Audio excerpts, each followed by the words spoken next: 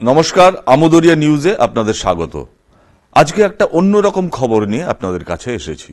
আমোদরিয়া news, voice of the marginal.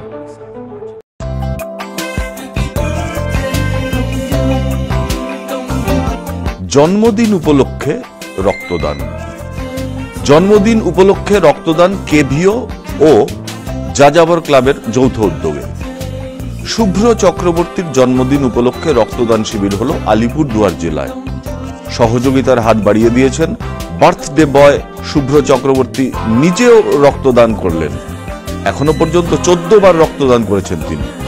Thalassaemia আক্রান্ত শিশুদের এবং মুমূর্ষু রোগীর প্রাণ বাঁচাতে আলিপুরদুয়ার ব্লাড ব্যাংকের রক্ত সংকট মেটাতে যাযাবর ক্লাব কক্ষে জন্মদিন উপলক্ষে রক্তদান শিবির হয়।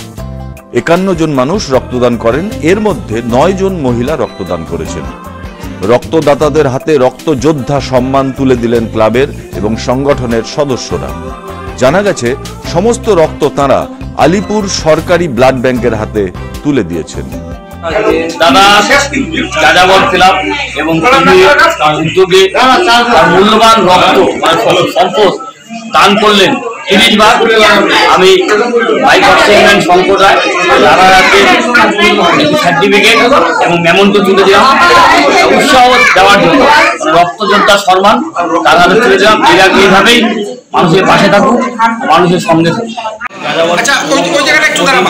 ক্লাব কেবির পক্ষ থেকে দাদা 2 বার রক্তদান করেছে এখন পর্যন্ত। দাদা এই ক্লাবেরই কেশিয়া।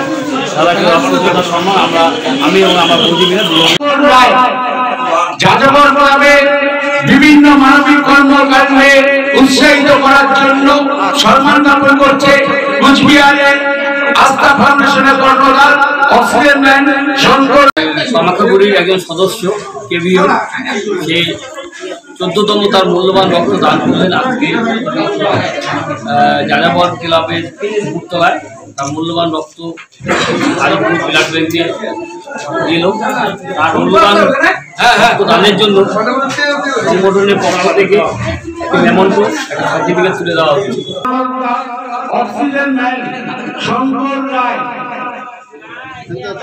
এদিকে সবাই একটু